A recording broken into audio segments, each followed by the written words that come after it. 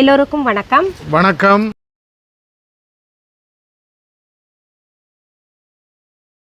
இன்னைக்கு மொட்டை மாடி தோட்டத்தில் சமையல் செய்து காமிக்க போகிறோம். என்னென்னா கேரளாவில் ரொம்ப பிரபலமாக இருக்கக்கூடிய அது பேர் என்ன? கப்பை. கப்பை. கப்பைன்னா நம்ம ஊர் மரவள்ளி கிழங்கு. அது ஊருக்கு போயிட்டு வந்திருக்கோம், ஃப்ரெஷ்ஷாக எடுத்துகிட்டு வந்திருக்கோம். ஆமாம்.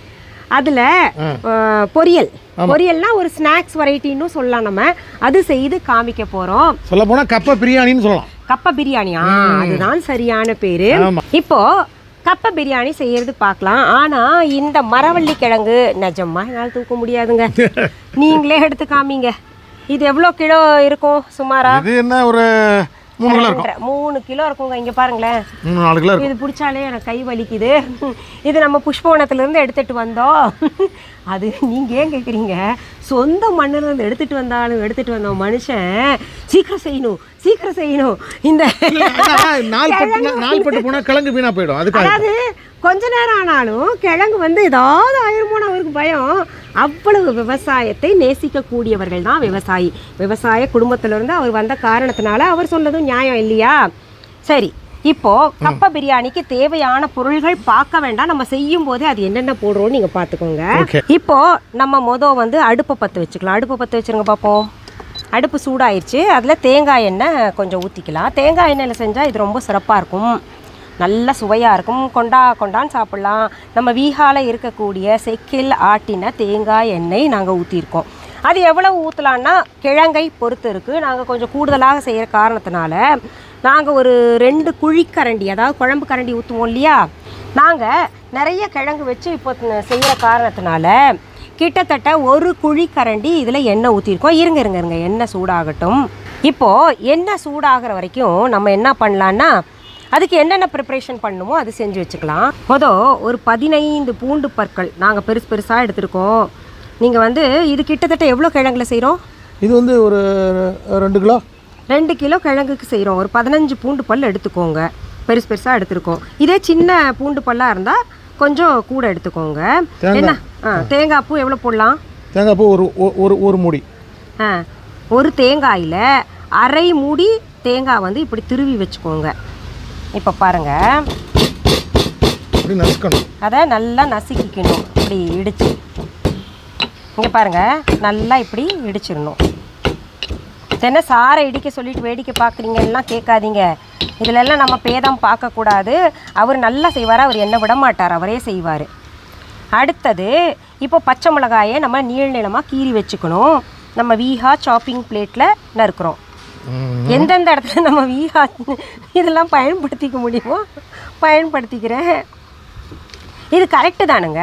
இப்போ நீங்களே ஏதாவது செஞ்சீங்கன்னா அதுக்கு பயன்படுத்துறது முறையா இல்லையா? நீங்கள் ஏதாவது பிஸ்னஸ் பண்ணிங்கன்னா அது செய்வீங்க இல்லையா? அந்த மாதிரி தான் இயற்கையாக நான் இது சொல்கிறேன். இப்படி கீறி வச்சுக்கோங்க. இப்போது எண்ணெய் சூடாயிடுச்சு பாருங்கள். அதில் கடுகு போட்டு சடன்னு வெடிக்க விடலாம். இன்னும் கொஞ்சம் போடுங்க பார்ப்போம் கடுகு. அடாடாடாடா, இந்த கடுகு வெடிக்கிற சத்தம் கேட்டாலே நல்லாயிருக்கு. கடுகு மட்டும்தான் வெடிக்கணும், நம்ம எல்லாம் வெடிக்கக்கூடாது இல்லை? ஆமாம், எப்போவுமே நான் ஆமாஞ்சாமி போடுவேன். இன்றைக்கி நீங்கள் ஆமாஞ்சாமி போடுறீங்க.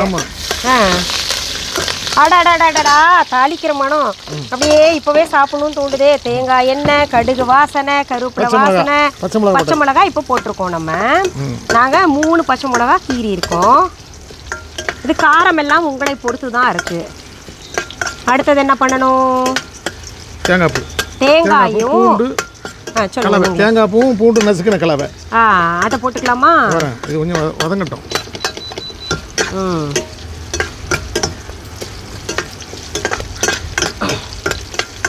இப்போ பூண்டு பல்லும் தேங்காயும் நம்ம தட்டி வச்சோம் இல்லையா? அடடா, இது சேர்ந்தா அதுக்கு மேலே வாசனை வருதே.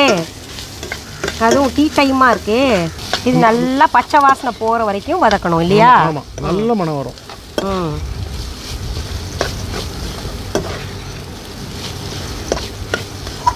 அதெல்லாம் நல்லா வதங்கியாச்சு.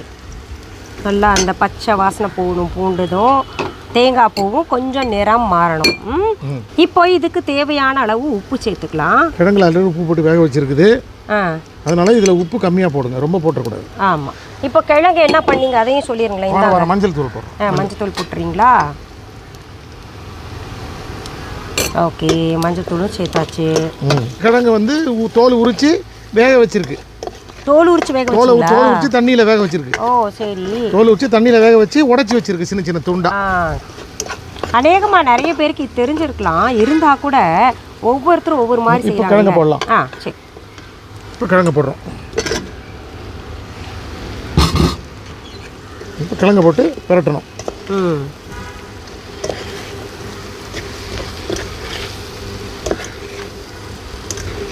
அப்படியே பிரியாணி மனம் வரும்.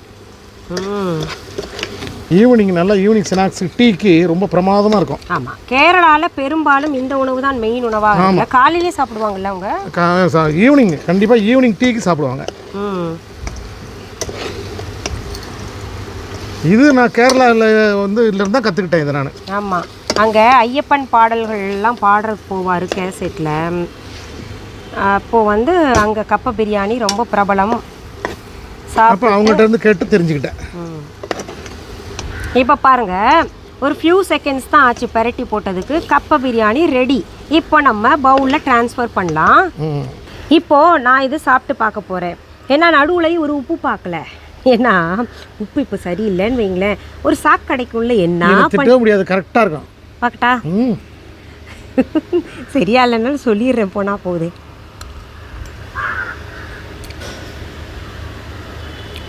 உப்பு சரியாக தான் இருக்குங்க. அதாவது ஆம்பளைங்கன்னா அவன் சமைக்கவே தெரியாது, ஏதாவது அள்ளி உப்பு அள்ளி போட்டுருவான், இல்லை உப்பு குறைச்சி போட்டுருவான். என்ன எதிர்பார்ப்பு அப்பா, ரொம்ப பிரமாதம். பேஷ் பேஷ். எவ்வளோ ரொம்ப நல்லா மனம் வாசனை இருக்கு பாருங்க, அதுவே சாப்பிட தூண்டும் நம்மளை. ஆமாம் ஆமாம் ஆமாம் ஆமாம், ரொம்ப நல்லா இருக்கு. சரி இந்தாங்க. பிரமாதம். சாயந்தரம் சாயாவுக்கு டீக்கு சாயா கேரளாவில் சொல்லுவாங்கல்ல சாயான்னு, அந்த மாதிரி வந்துருச்சு அவருக்கு சாயான்னு. ரொம்ப நல்லா இருக்கும். இந்த மாதிரி எளிமையாக சுவையாக நீங்கள் செஞ்சு சாப்பிட்டு பாருங்க. இதில் இன்னொன்று சொல்கிறேன், சுவையாக இருக்கும்னு மட்டும் இல்லாமல் இந்த மரவள்ளி கிழங்குல ரொம்ப சக்தி இருக்குது. அதனால தான் என்ன பண்ணுவாங்க, சில இடங்களில் இந்த மரவள்ளி கிழங்கை நல்லா காய வச்சு பொடி பண்ணி அதை வந்து குழந்தைங்களுக்கு பாலில் கலந்து கொடுப்பாங்க. அது ரொம்ப ஊட்டச்சத்து, நம்ம எலும்புகளை நம்ம உடம்பை வந்து உறுதிப்படுத்தும். அந்த மாதிரியும் பயன்படுத்துகிறாங்க. ஏற்கனவே மக்கள் என்ன சொல்கிறாங்க, அப்பா பாரு என்ன மேடம் viha.online பற்றி சொல்கிறீங்கன்னு.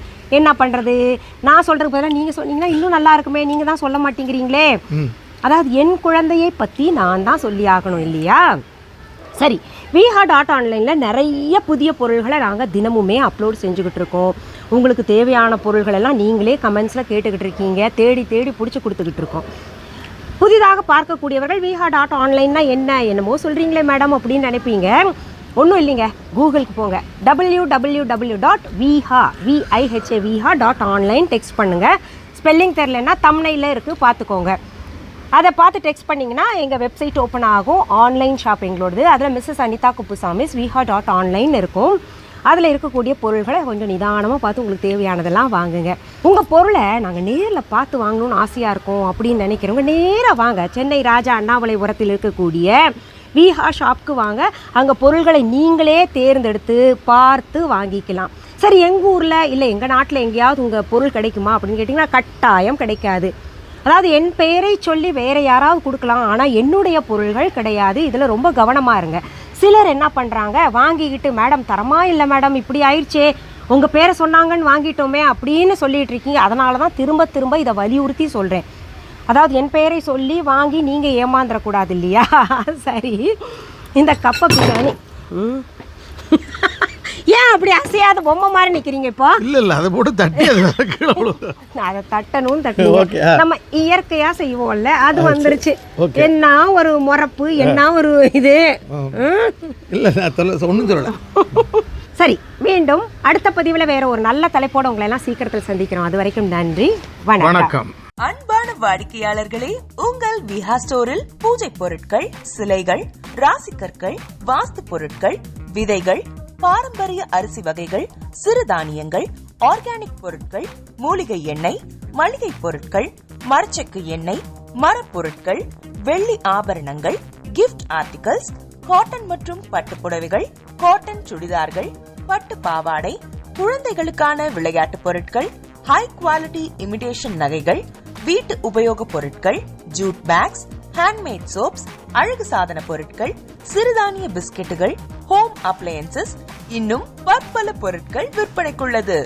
விஹா ப்ராடக்ட்களை நீங்கள் வாங்க விரும்பினால் அது எங்களுடைய viha.online வெப்சைட் மற்றும் சென்னை ராஜா அண்ணாமலைபுரத்தில் உள்ள எங்கள் விஹா ஸ்டோரில் மட்டுமே கிடைக்கும் என்பதை தெரிவித்துக் கொள்கிறோம். வேறு எந்த ஆன்லைன் வெப்சைட்களிலும் விஹா ப்ராடக்ட்கள் விற்பனைக்கு கிடையாது என்பதை நீங்கள் கவனத்தில் கொள்ள வேண்டும். எங்கள் விஹா ஸ்டோரின் விலாசத்தை கண்டறிய கூகுள் மேப்ஸில் விஹா ஸ்டோர் என்று டைப் செய்தால் வழியை கண்டறியலாம். www.viha.online வெப்சைட்டிலும் விஹா ஸ்டோரின் அட்ரஸ் உள்ளது.